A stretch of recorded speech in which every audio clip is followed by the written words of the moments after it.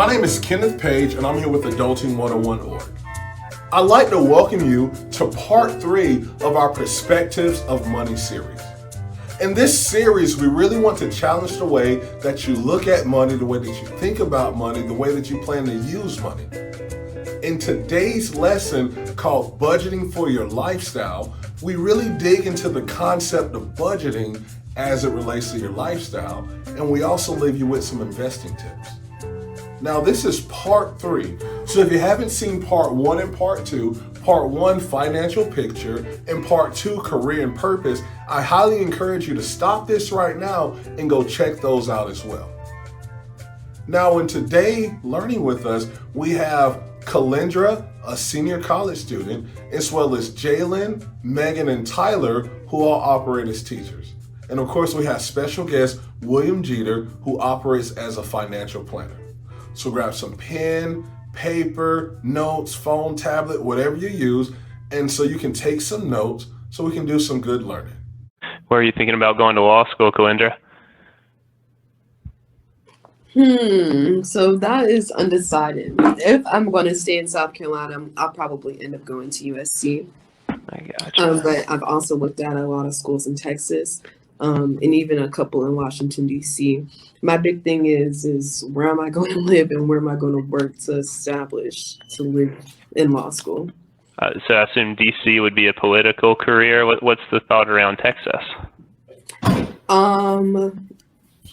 A lot of teachers and professors that I have, we either went to Texas or Florida. So I gotcha. education-wise, I'm still looking, but I like the area. And I know that if you want to practice law, you should stay where you want to practice law. So as far as the South, like South Carolina, North Carolina, Georgia, wouldn't really get too much further than that. And if I go up to Texas, I kind of feel like I have access to all of the South. I gotcha. Yeah. And it's warm, and there's no state income tax. No, I actually that's why they were in Texas and Florida. Don't let them fool you on that. Who ain't got no state income tax? Texas and Florida. Texas. I actually, through my old job, I spoke to a lot of people that, like a few people from Virginia and a couple people from North Carolina that moved to Texas, and they talk about just their opportunities in general as far as credit and all. So I think it's a cool state. No. And so you were talking about Texas and the no state tax. I think so. All of us right now live in the Carolinas, North and South Carolina, and the cost of living here is substantially different than other places. And then even when you look at like the lifestyles, the things that Southerners enjoy doing, I feel like, the area, you reside in plays a lot into your views on money and how that plays a part into it. I lived in Atlanta for a year, and I'm in Columbia now, and I think probably 35-40% more expensive, Atlanta. Gosh, if you made $100,000 a year, you'd be rich in the Carolinas. But if you lived in like California, like LA or something, that's nothing there. My neighbor was talking about, he was saying like the neighborhood we grew up in, the houses are it's like a middle class neighborhood. The houses are about $150,000, $200,000. He was saying that this house in LA is about a $2.5 million house. And that just absolutely blows my mind. Like, do y'all ever have any thoughts? Have y'all ever even thought of moving, living somewhere else? And then in that thought, did you ever consider the cost of living with that? So for the past couple summers, before the pandemic, I spent some time in Ithaca, New York, working for a not-for-profit organization called Telluride Association. And I would teach Black and Brown students, like high schoolers, about social justice, and I would do a whole social justice course with them in partnership with professors that come for the summer and work for the school. But we stayed on the campus of Cornell University And I was blessed in that opportunity to have a place to stay on the campus, and like we got food and everything at the house. But like the cost of living in New York, because we went around the city and we saw like up north, or I spent with some of my friends from college. One of my friends from college lives in Detroit, so I would visit her. I just couldn't imagine living up there. There are certain luxuries that I like to say luxuries in the South that we get just with the cost of living. And we know that, when we go to this certain store, this is about how much we're going to spend. This is how it affects our budget versus if we're shopping and we're traveling, we are going somewhere else. It completely changes like how it's going to affect our budget because the cost of living is so different. So, and thinking about just where I want to be long term, I love North Carolina, but I do want to venture out to other cities. But one of the things that makes me nervous is like finding a job that's going to be financially stable for the cost of living where I'm at. And like, so in finding that level of comfortability, right, that we were talking about, like having enough in these areas, like that is something that like when I'm thinking about, okay, moving out of North Carolina where I was born and raised, going to school in South Carolina, like moving away from these places, like it's something like you really have to consider, you really have to think about, because it's going to change like how you budget, and it may end up changing some of your financial habits as well. And I'd say too, along with that, Tyler, I think what you're doing in your actual career path makes a difference too in those decisions, because for me as a teacher, I can pretty much go anywhere and find something. My brother, he has his bachelor's degree in landscape architecture. He's into like CAD and like graphic design and things like that. If he was to go to more metropolitan areas, he's going to find more opportunity to afford him to live that purpose out and to have a certain kind of lifestyle. And there's some other areas that's not going to lend itself to that. So I also think in that conversation, like what you're actually doing and what career path you're actually in plays a big factor in that decision. Oh, yeah. Because all of those things are still going to affect us both financially and quality of life. And that's a whole nother caveat to consider. This is what I want to do with my life, but where is the place to do this at? Because you can't do everything everywhere. If I'm a snow shoveler and I'm really passionate about that, I'm not going to do well in the South. It don't snow. So it's like things along those lines.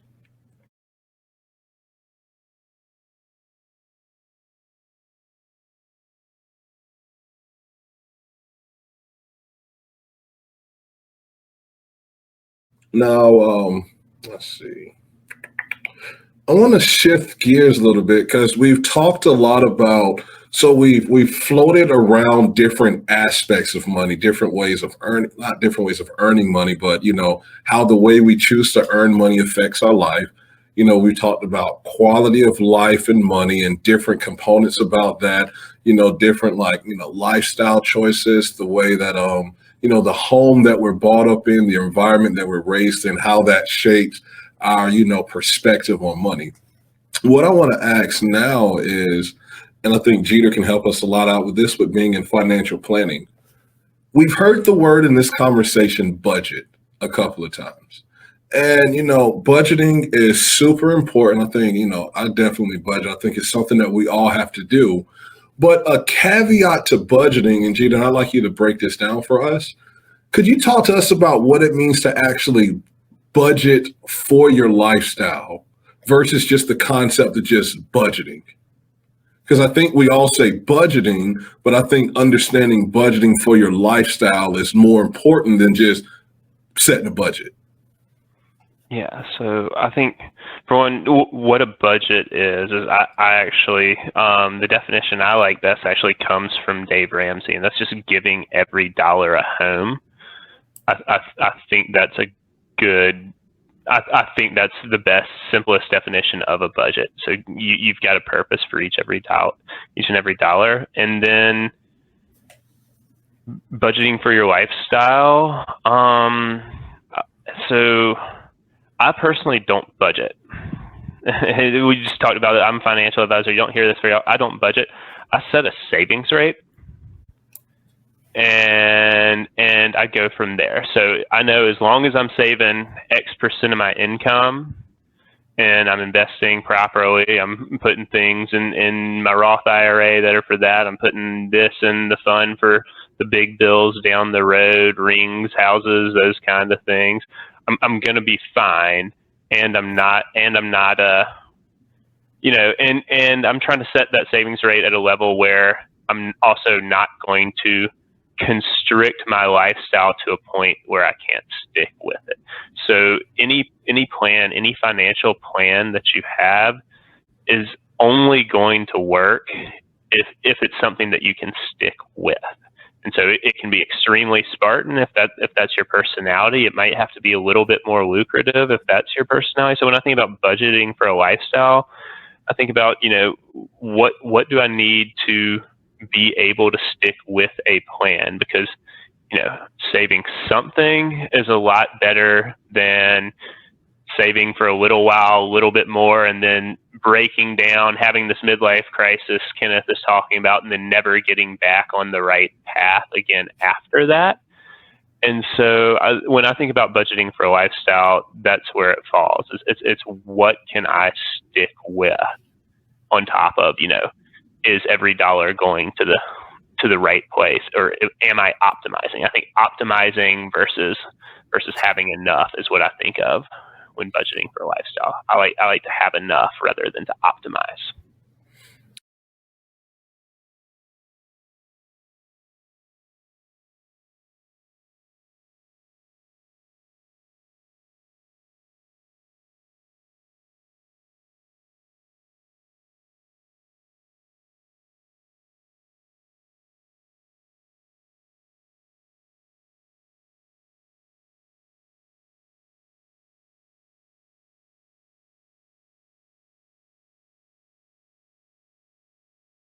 So it seems like you approach your budgeting from a saving standpoint or a future viewpoint, because if we're saving and investing, we're certainly planning for the future. Were you always like that? So no, and that's a conversation that we had and we talked about. And so being a financial planner, I've, learned some things, seen some rules of thumbs, and this may be the question that Kenneth was getting to. And so like I mentioned earlier, being in a career field for about 10 years and being fortunate enough, being fortunate enough to be paid so that I have extra at the end of the month. I've come to realize what is enough for me.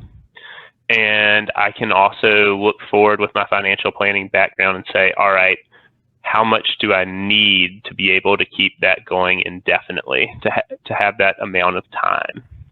And so, yeah, there are rules of thumb to think to. And yes, so I now, it was always about saving as much as I could was my mindset about money. When I was in high school, it would be, all right, let me save as much as I can at this point in time, so I've got more for the future whenever XYZ comes up, versus now it's, let me balance this so that I'm doing enough so that I'm confident I'm going to be able to take care of this level of needs that I have, but also let me live out that level of needs at the moment. Absolutely.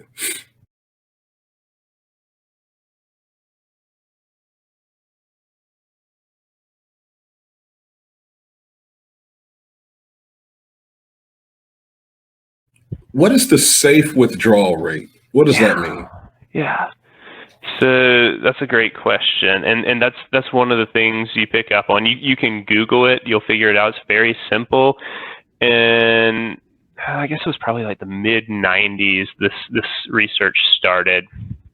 And basically it said average retirement is about 30 years. And retirement's a new concept, right? Like I think my grandma's generation was the first one to actually retire, on a regular basis in the United States. So those people who came of age in that World War II timeframe were probably the first ones who legitimately retired here or most everywhere. And so this was a new thing in the mid 90s. and he looked out and he said, all right, what is, if I assume my money's growing in investments and it's a reasonably conservative portfolio, reasonably conservative rate of return. And I look back at market history, what amount of money could I have pulled out every single year? And no matter whether I hit my retirement at the worst possible time, I have enough money to get through a 30-year retirement. So how much of that initial amount could I pull out every single year? So if I have $100,000 and the safe withdrawal rate is 10%, I could pull out $10,000 every single year. And so he looked at what was the worst possible time to retire and how much could you pull it out. There's been some new research on top of it recently. Most people say it's anywhere from 3.5% to about 6. And the initial research found 4.5% was about accurate. So when I think forward, I just say, us, our age, the advances in medicine, I'm probably going to live to about 100 would be my guess. And so if I retire at 70 and I can pull 4.5% a year out, and I know I need X amount, let's pretend it's $100,000, which is substantially more than I spend. Right? Let's say I need $100,000 a year.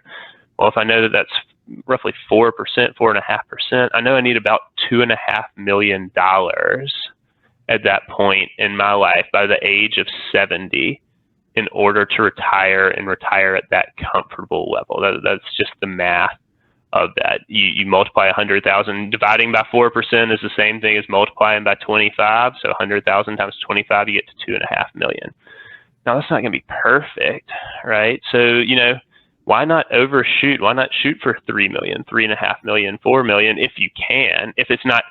If you can do that within that happy lifestyle that we're talking about there, shoot for that 3.5, 4 million, and then you've got so much extra that you can use, or I assume we're going to get into this at some point anyway, you can give. Yeah.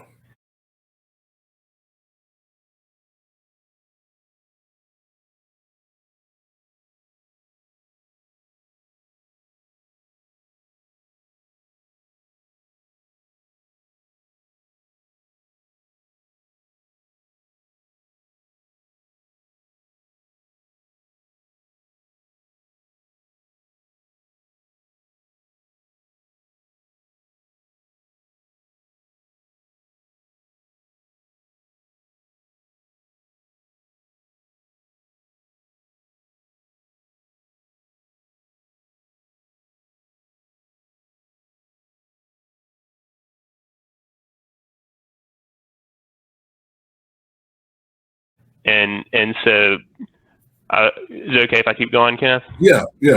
So, in thinking about charitable gifting, the way that I think about it today is I'm a person who values two of my primary interests and my financial motivations are stability and security.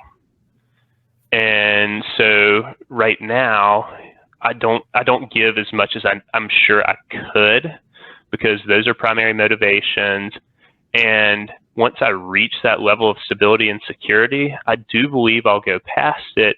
And then I think I can give much, much more meaningful dollars. So let's say I need that 100,000. Instead of 2.5 million, I get $5 million accumulated. So I've got twice as much as I need. Even if I don't give away even if I don't give away just as much as I spend, what if I'm giving away $50,000 a year at that point in my life? Like, that is change lives kind of money.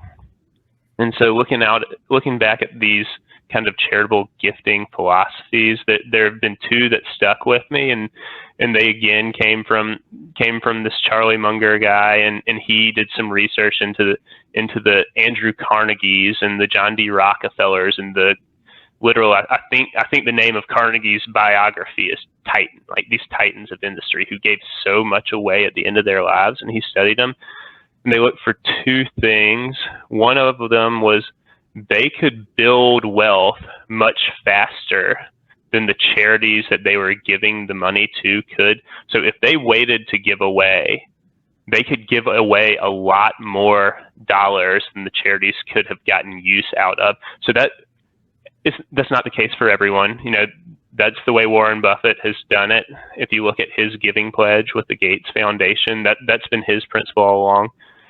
But that's one that I'm following, not because I think I can grow it so much faster than these charities or what have you, but because of my sense of needs for stability and security. The other thing they do is look for places that need those dollars and can actually use those dollars to create the most good. And so again, I'll go back to the Gates Foundation. Like we've had the cure for malaria for years and years and years, but it's still a disease that's around. So he's going around and he's vaccinating people in all these impoverished parts of the world. He's eradicating polio from the planet. We've been able to cure polio for 70 years. These aren't hard problems, but like they go a long way. Polio destroys a life if you get it. You get paralyzed from it. And so, you know, easy solutions, small problems, they can go a long way. And, you know, a personal philosophy of mine, and we happen to have 3 teachers on the call, is I don't think anyone can make small dollars go further than a passionate teacher can. And so that's where I focus a lot of my philanthropy today, is I just seek out teachers who really enjoy teaching, and, you know, a little bit helps so much in that situation. So to add to that, you know, the importance of teachers, you know, what you all do for, you know, it is so much more important than I think people actually give credence to. The way that you impact teachers, the way that teachers impact young people, like you literally are in a position to change the thinking process, to change the mindset of someone else that might actually go off and turn around and do something amazing for the world. Like you get a chance to impact them and steer them down a different direction in life. I know certainly for my past, there were teachers and coaches that fulfilled that for me, that literally set me on a new life's path. So teaching extremely important and extremely valuable. And I can tell from, you know, the way you all approach it, that it is extremely rewarding. And it kind of, Gina, as you're explaining that, I kind of got this picture in my head about this, you know, the way society has to work with each other. And what I mean by that is, if we're all looking at, okay, you have the people that might be passionate about changing the world, they're not going to necessarily always be in a capital position to finance their endeavors. Yet the people that, you know, went a different route and made a buttload of money, they have the resources that they can merge with this mission to accomplish something spectacular. And I dare to say, you know, for some people, the ability to generate revenue is a gift. It's a skill. It's a talent that you can put some people in a particular anywhere, and they know it's something innate in them. They're gifted to make money. And I think the majority of everyone that I've heard that makes a lot of money consequently talks about giving a lot of money. You know, there's a level of giving of the money going out. And I think, you know, we're all believers on this call. Personally, I think tithing is important. I think it's, you know, as you're growing and then going through life and developing your faith, understanding that relationship between tithing your money and the way that it comes back to you. And, you know, you can't tithe without planning the rest of your money. So all of that certainly plays into that. I think we're wrapping up. We're getting to the end of it. The last things that we're going to do, I want to make sure, does anybody have any questions, comments, or concerns thus far as we're wrapping it up? Who's the author of the book that y'all were mentioning? Which one? I think someone said that they were reading it. Was it The Purpose Driven Life by Rick Warren? Yes. That was my question. And I just wanted to say too, thank you, Jeter, for having that passion, because I agree with what Kenneth was saying about not having the resources, but having the vision and the partnership being so important. And I think that it's phenomenal that you already kind of are tapping into that space, and we appreciate you. I certainly appreciate y'all a lot, because as we got into, like, I don't think anybody works harder. I don't think anybody makes more of a social difference, and yet the gap in pay between what I make and what y'all make is insane. Yeah. Any other last questions? All right, the last two things that I'd like us to do. One, I'd like everyone to make, some closing comments. And then I'll ask you, I'm going to circle back and ask you how you felt about this conversation. So, Megan, we'll start with you. Closing comments, final thoughts. I don't know. I appreciate having this conversation. I thank everybody for showing up and fully showing up. I think one of my takeaways from the conversation is just encouragement. I see fellow educators on the call, and that's inspiring to me. I think everyone's trying to kind of walk their purpose out in a unique way. And if you need anything, if I can do anything within my ability to do, I will always keep you uplifted. And thanks for inviting me to the conversation. Thanks for joining. Your input was certainly beneficial. Tyler, final thoughts. Thank you, Jeter. I appreciate your recognition or your awareness. Where with educators, I don't think that's something that a lot of people realize. So it is really reassuring and also rewarding in the same breath to hear that you and working with Kenneth on this platform are trying to bring more awareness to that. That makes me feel really good as an educator. And I just really appreciate the conversation. I think it's really important to have healthy dialogue about conversations that, we don't normally have every day, or people that they don't normally take a lot of value in understanding. So I appreciate having a healthy, positive, really informative dialogue. And it feels good, and it's very reaffirming to hear that people that are in similar professions as me, similar walks of life for me, or we have familial ties. It's good to have these conversations and just bring awareness. And I really like this. I really enjoyed it. Awesome. Glendra, final thoughts. So I'm very appreciative, KP, and also Jeter. I've been in a couple of conversations, and every single time I come, it adds something to my to-do list. So especially with today's conversation, just being financially aware of where I am and where I want to go and how I'm going to do that successfully. I appreciate these conversations because of that, because I'm first generation college student coming from a family that isn't super huge on higher education. So I have to go and find information for myself that, I use to make sure it benefits me and everyone else around me. So I'll definitely make sure that I send out the link because it needs to be heard. Absolutely. Thank you. Jalen, final thoughts. Let me first say, KP, Jeter, y'all two are the best. Sean, well, I'm sorry, we used to call him. You call me Sean.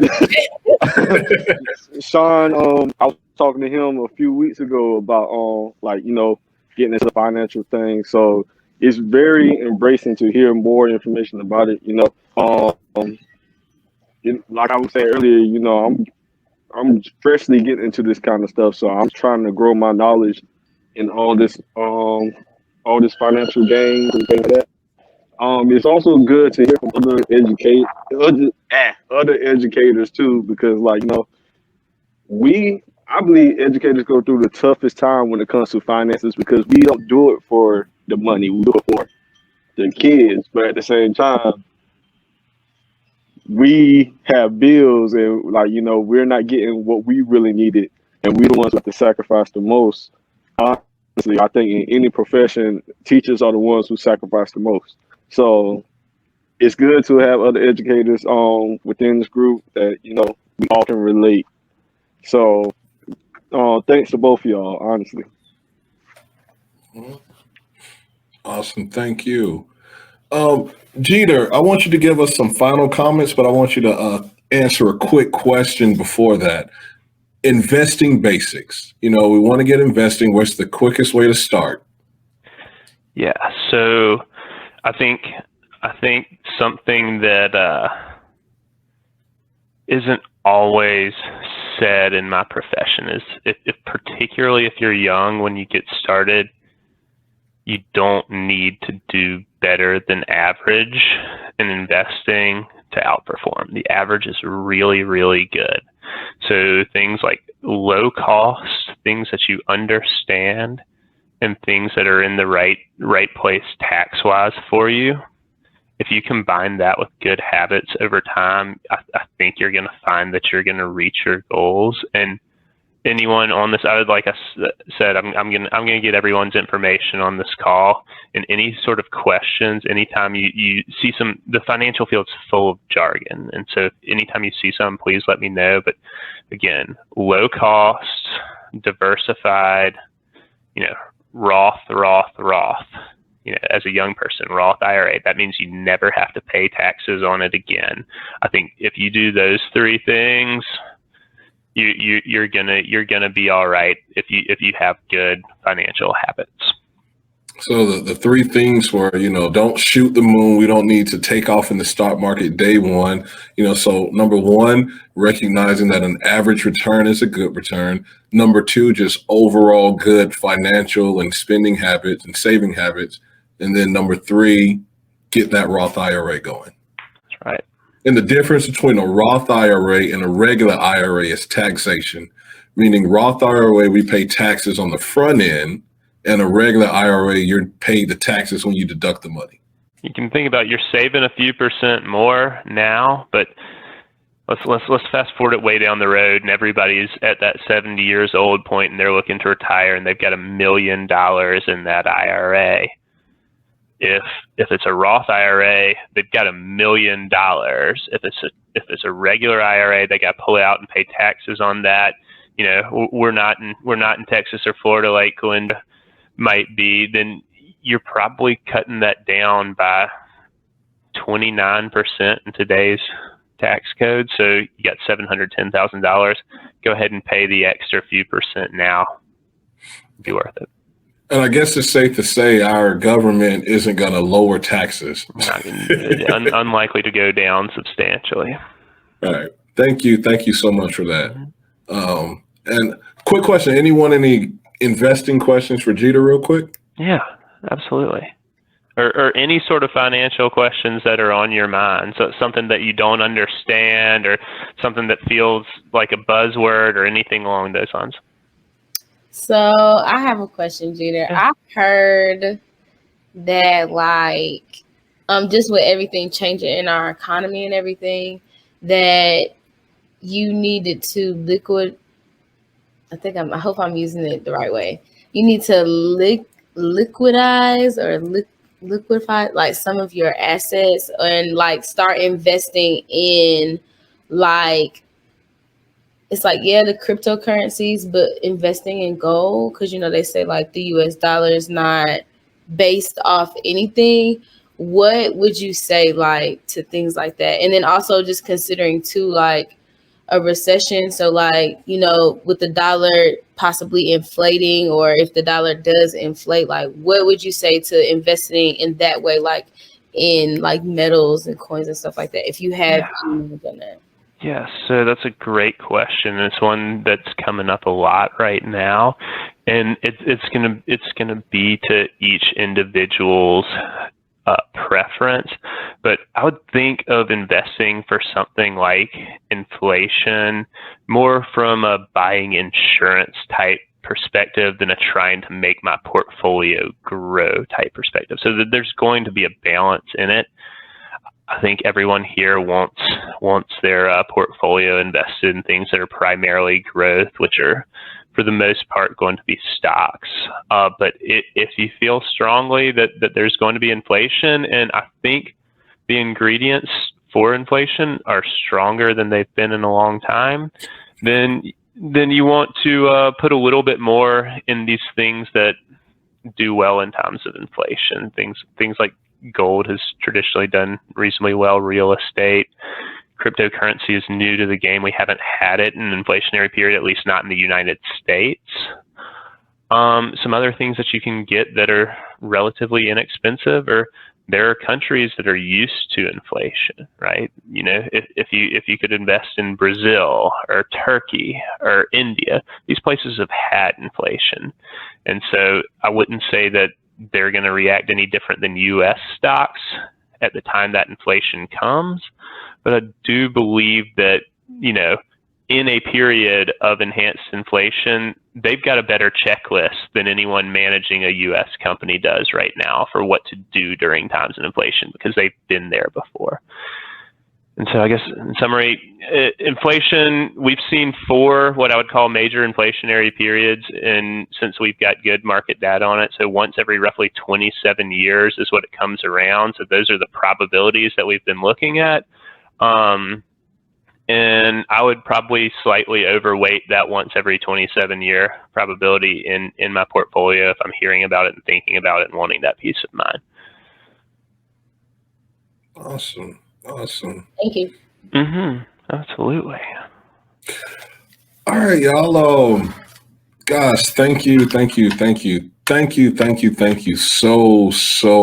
much. I thank you so much for this.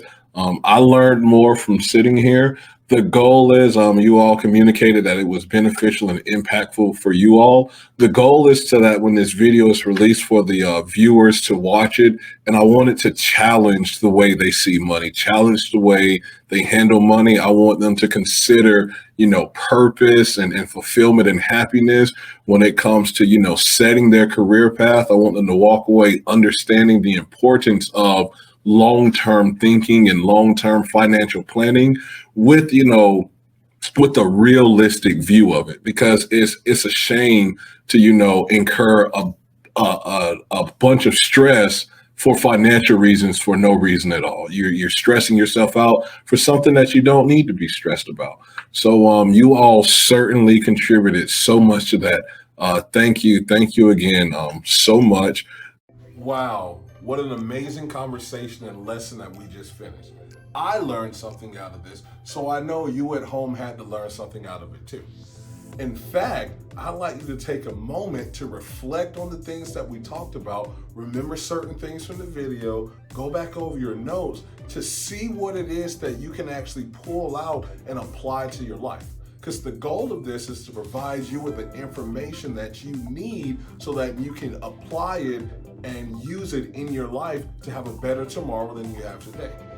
So again, you know, we want some reflection, some application, and then also share this video. You know, if you learned something out of it, if it was beneficial to you, please share it so other people can learn and grow as well. And don't forget to hit subscribe so that you can stay up to date as we release more and more lessons. Now, this is part 3, so if you haven't seen part 1 and part 2, make sure you go back and check those out. Financial picture, as well as career and purpose. Great lessons, great conversations, so you're totally going to want to see those as well. Now, in the credits of this, you're going to see the contact information for Tyler, Megan, and Jeter. So please reach out to them if you have any questions, comments, or concerns. They'd love to chat with you. And here at Adulting 101 Org, we would love to talk to you as well. You'll see our contact information in the credits too. Now, you can find us on Facebook, Instagram, and YouTube at Adulting 101 Org, and use that hashtag #DoAdulting when you chat with us. We can't wait to hear from you. And lastly, if you agree if you support the mission of Adulting 101 org to provide the necessary information to young people so that they can better navigate their lives, please consider donating to us, sow into us so that we can better advance our mission. You can find us on Cash App, $DoAdulting, or you can go to the website doadulting.org and you'll see different ways to give. But again, thank you so much for joining us, and we'll catch you next time. Peace.